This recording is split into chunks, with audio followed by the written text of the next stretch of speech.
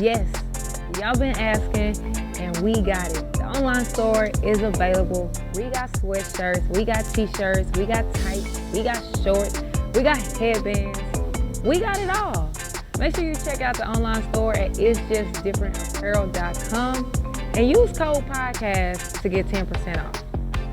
Welcome to It's Just Different Podcast, where we bring on people who have been where you're trying to go and or have helped countless athletes get there. Y'all, I'm super excited. We are on the college tour. We had to make the first stop at Collin. I have Coach Jeff with me, who is the 7-time Conference Coach of the Year, TABC Coach of the Year, and WBCA two-year or junior college Coach of the Year. How you feeling? I'm doing good. Thanks for being here. I got to watch some practice. I enjoyed watching y'all practice today. Looking good. Who y'all looking to play next? We have our Thanksgiving Classic coming up Friday and Saturday. So we've got a good group of teams coming in with South Plains, Tyler, and Kilgore. So we got Tyler and Kilgore coming up for us. That tournament has been going on for a while. I played at South Plains, and I remember playing in this exact tournament. Yep. It's been going on I've been here 21 years, and we've had it every year. I love it. I love it. Now, we start this podcast off with something that's different. The name of the podcast is called It's Just Different. I think the game of basketball is different, whether good or bad. What would you say is different as it relates to JUCO now versus back then? I think the biggest topic is always the portal. I think that's changed the dynamics of, what we do here, at least at the junior college level. Now you're not, from a recruiting standpoint, you're not getting a lot of Division I transfers because those kids don't have to sit out. I mean, there's a few out there, but it's not. That used to be a norm because, when you had to transfer, if you went from a Division I school to another, you had to sit out. And now that's not the case. And, kids can transfer and play right away. So I think that's changed the landscape of junior college basketball quite a bit. Yeah. So would you say that y'all now look at more high school athletes? We typically are trying to get a little bit more international players. I think you're kind of seeing a trend with that. But yeah, we're still heavily recruiting high school kids. We really don't worry too much about the Division I transfers anymore. It's international and high school. So do you have any kids from transfer portal this year? I do not. How many freshmen do you have? 9. Out of how many? Squad 12. Oh my actually. God! Yeah, you got a new team. a whole new team. Yep. What's been the most challenging part about that? Just getting them to figure out how to play, together. Mm-hmm. When you have so many new faces, I think it takes time to kind of figure things out. Mm-hmm. And we haven't had this many new players in a long time, so it's been a process. Yeah. Yeah. And you said you've been here 21 years. Yes. So since 2004. Yep. That's crazy. That's Yes. a long time. Have you ever wanted to move around? The thought's always in the back of your mind, but Yeah.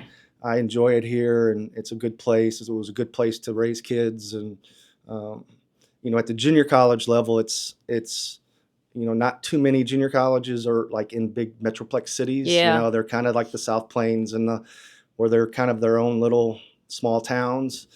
Here, it's a little different. So yeah, it's been nice. Yeah, it's funny you say that. I was when I was driving here. Obviously, I'm from Dallas, so I've been in Plano area. But I was like, man, I remember being at South Plains, and there was nothing. Yes. Literally level land. There's nothing there. Yeah. Which we made our own fun. Right. But I'm like, I still was like, I'm shocked that I even went there because you had maybe 5 restaurants, and you did have Lubbock, I guess, and that's kind of what got me there because my brother played at Tech.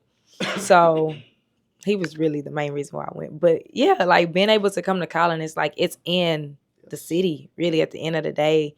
I do think that's a good thing. Yes, and that's a selling point for us. Yeah. Too. When you're going to look at these kids, as far as you just talked about, like that's a selling point, getting them there. But obviously you got to see some of the kids. When you're going to watch kids, what are you looking for? How they interact with their teammates. Yeah. The easy part from a recruiting standpoint is you can tell if a kid can play or not, right? That's that's easy. It's all that other stuff that you try to look at. Do they fit your culture? Do they, how do they react when things don't go their way? Are they good at interactions? Are they good teammates? Those are some of the main things that I look for. Now, obviously, you always recruiting a player. Mm-hmm. I always got to talk to these parents. What advice would you give to parents that's helping navigate their child's journey? Ooh, good question. I think a lot of kids and parents too, I think, focus in on level of play and not necessarily what's the best fit for that player. Because I've had many players go Division I, and some of them were just so caught up in, Coach, I got to go D1, I got to go D1. And they get there and it's not the right fit.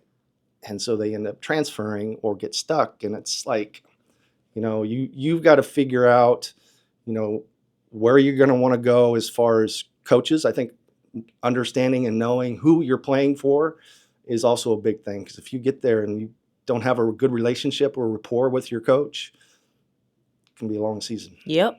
And you say fit. Fit is good. Fit matters. A lot of the coaches pretty much every coach that I've talked to has talked about fit. Some of these parents don't know what that looks like at the end of the day. How can they know or get a better understanding of this is the right fit? Like, what does that look like? Well, I tell my players, even when we have our kids that we are recruiting, get to know the team, get to know the players that have been here. There's a lot of times what I do is give out phone numbers to former players that have played here, who have gone on to different schools, and they kind of give you, a player's perspective. Right. And I think if you can get, either a recruit or as a parent, getting to find out from other players what it was like to play here. Yeah. And I think you can kind of get those answers because the players aren't going to, they're not invested in it. Yeah. They're going to be honest. Yeah. And I think that's what I think is probably one of the most important things in recruiting is figuring out how the fit, talk to former players. Yeah.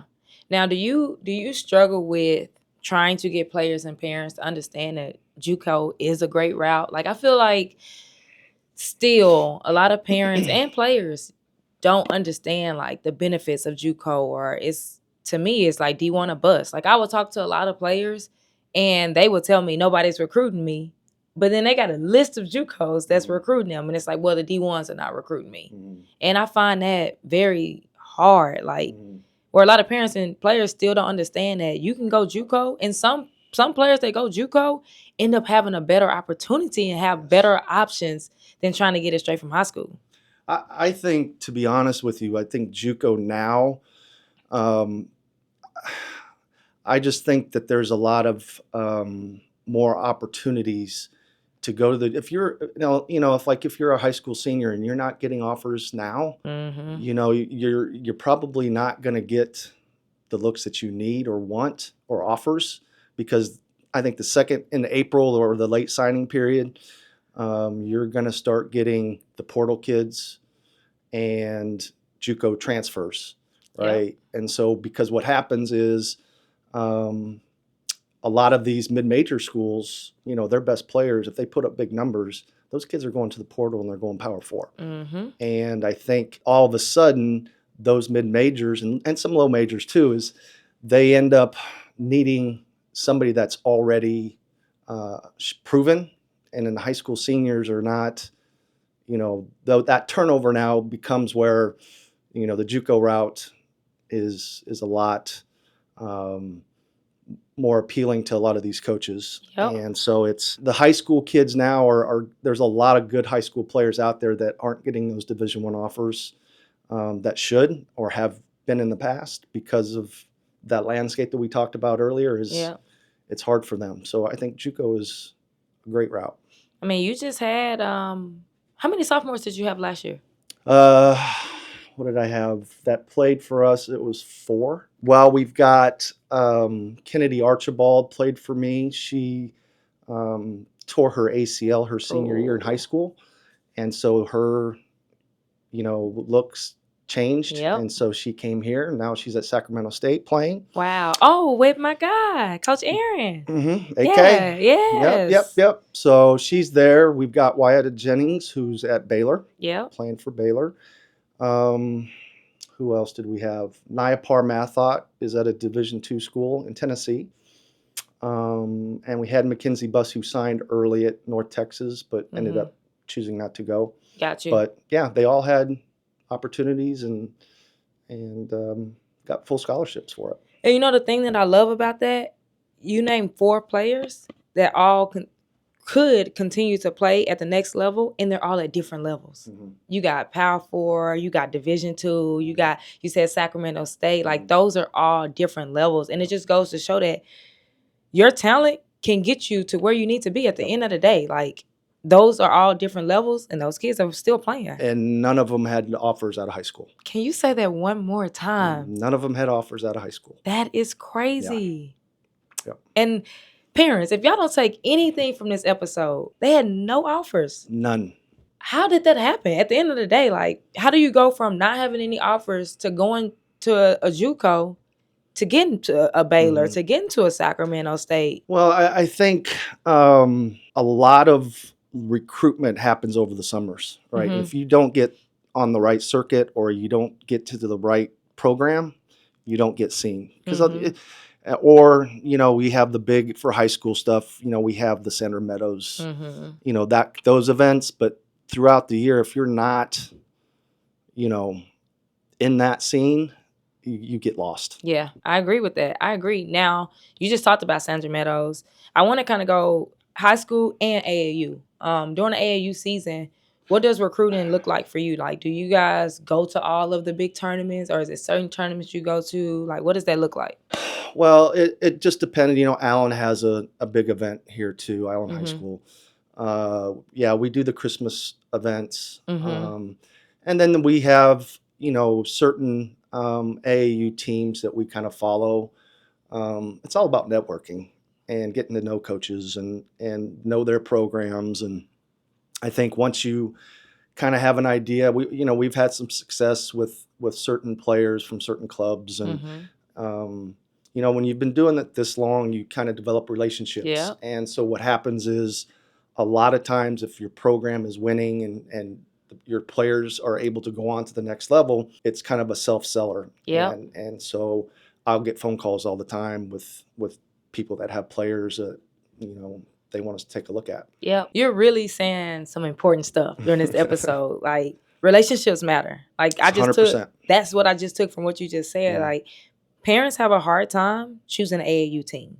Can you help them with that? Like, what does that look like as far as knowing which program to go to? Like you just said, there are certain programs that you have a relationship with. You've gotten some of their players, so you kind of know what that program is doing in practice. You know what type of kids you're going to get. Right. Like, how can these parents be better at choosing what team they need to play with? Well, they got to do their research. They really do. And I think it goes back to the same thing we talked about earlier, is you need to talk to other parents who have children that have been to certain programs, and you just got to you got to research, and because there's a lot of really good programs out there, and there are some that are not as good, and then so you kind of have to figure that out. Yep, no, I agree. If you're looking for a good book to read, make sure you check both of them out at ashleyandroberts.com. One called The Little Girl with Big Dreams, about an ambitious little girl who overcomes every no to say yes to her dream.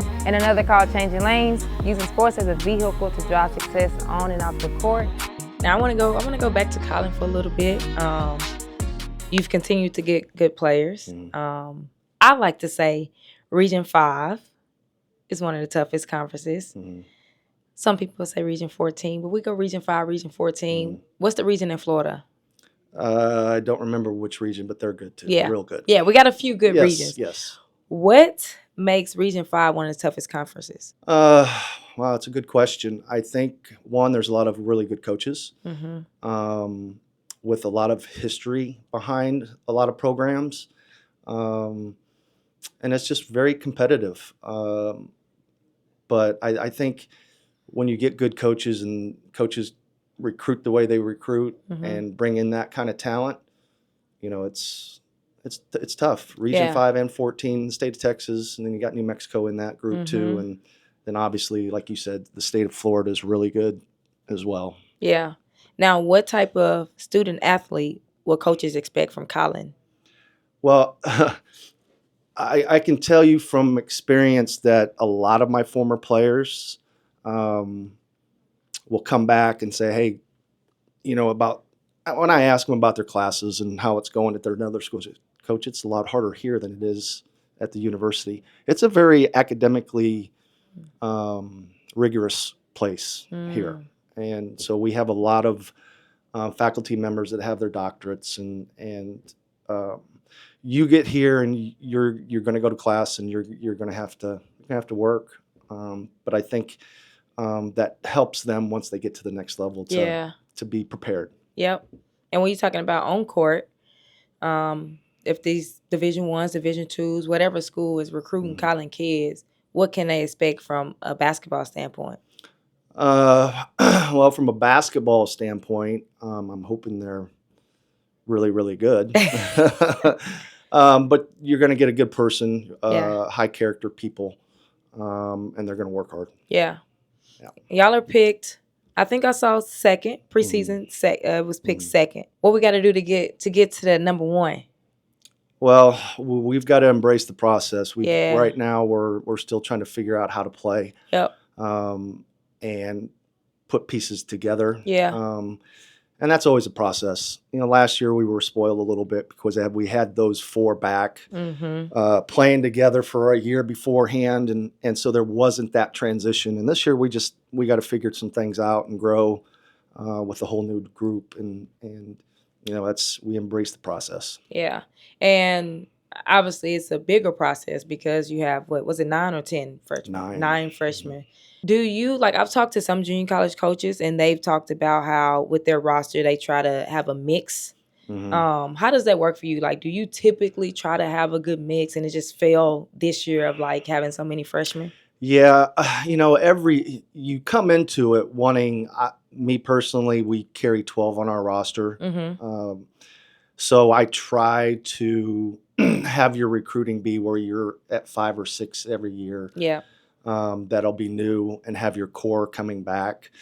But this year, some of our freshmen did not come back, which opened up, more spots than normal. And so we ended up with, a big group of freshmen. Yeah, that makes sense. Yeah. And speaking of last year, you had a good year. It was fun. You had a really good year.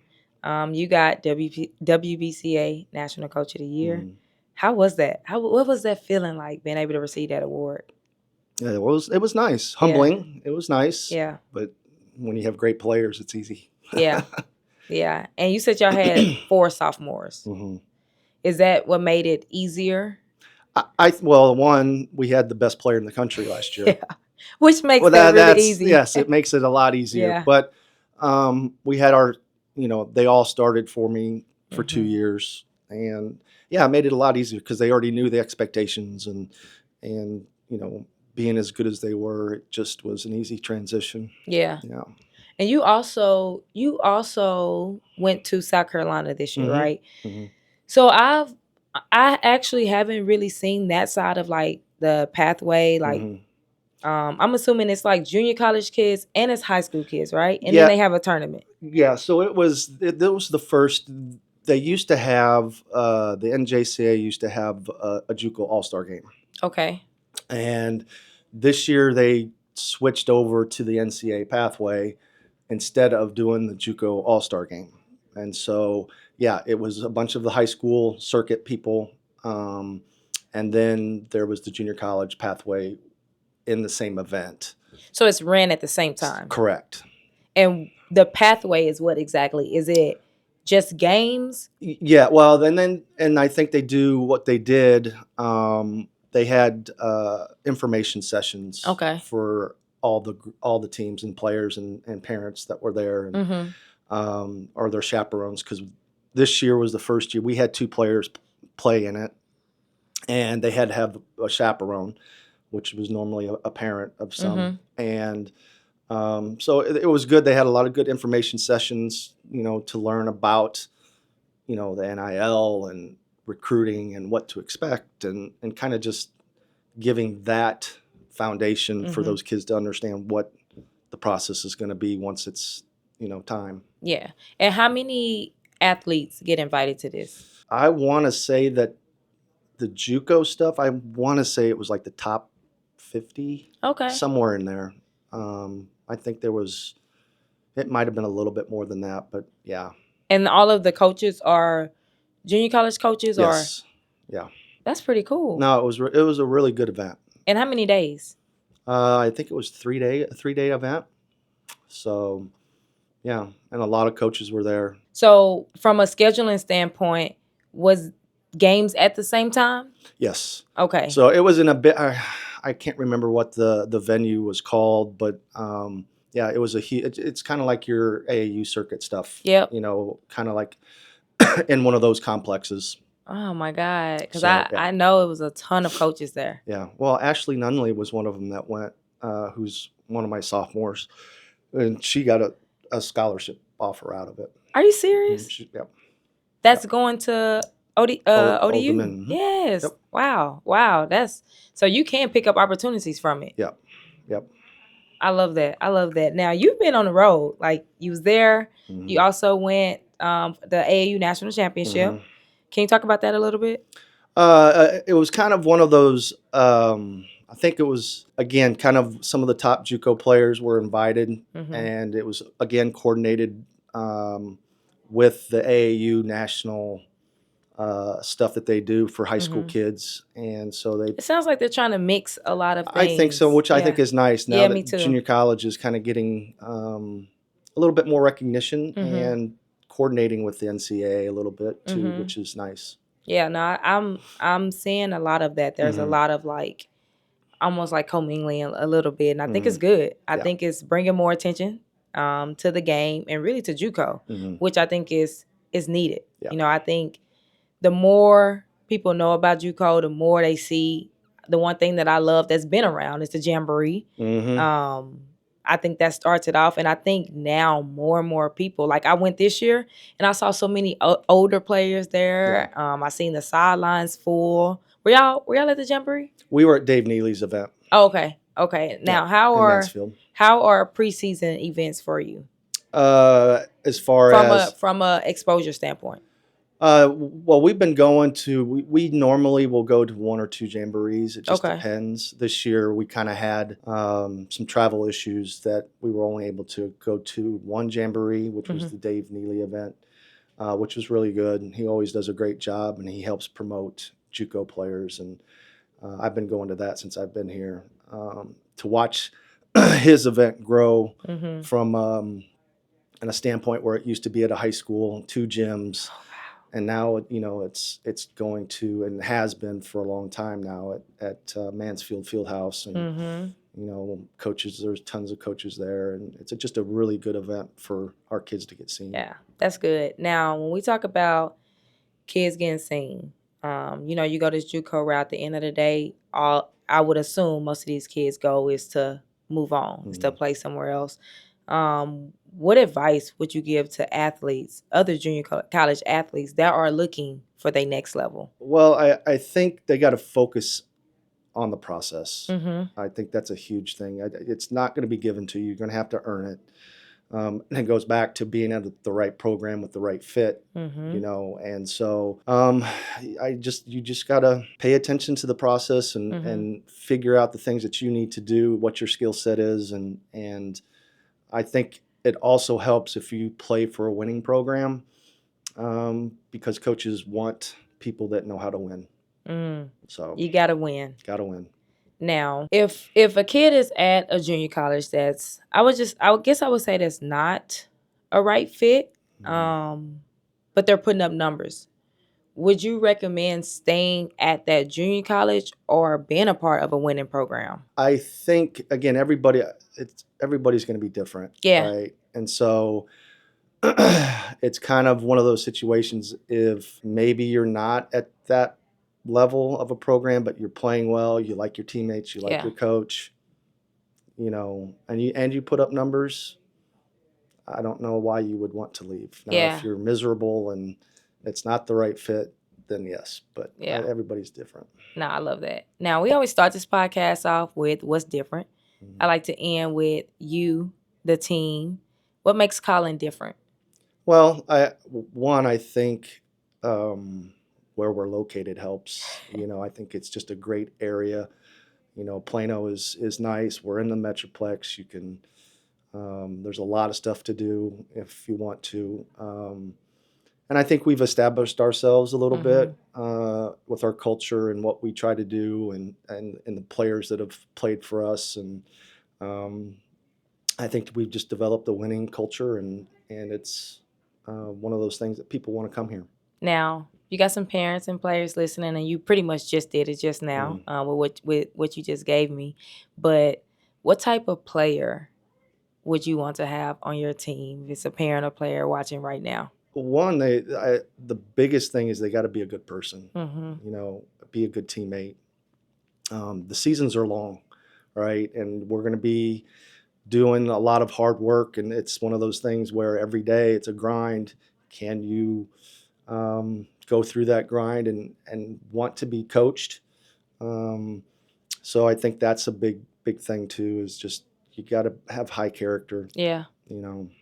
I don't like coaching kids that you have to coach effort. Yep. And have to coach attitude, because when you have 12 young players that have to play together, it's you got to get them to gel. And I will say, the one thing that I remember playing against you, but being younger, when I released that I was coming to Collin, I had so many coaches messaging me like, Jeff is a great dude. Oh, I love Collin. And that was just very refreshing to hear. And I want parents and players to hear that, because I think you said it earlier, who you play for matters.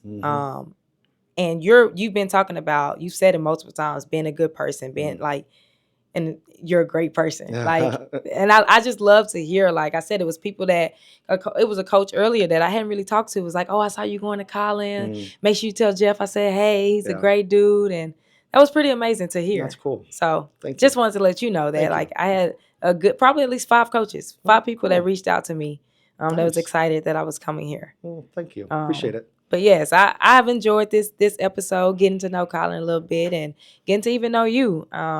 Make sure y'all follow the podcast. Make sure y'all subscribe on YouTube. Make sure y'all share this episode. A lot of good information was dropped. Parents, players, I hope you're tuning in, even coaches.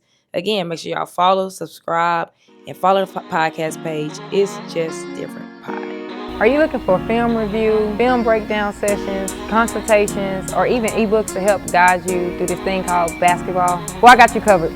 Make sure you visit AshleyAnnRoberts.com for all your basketball needs.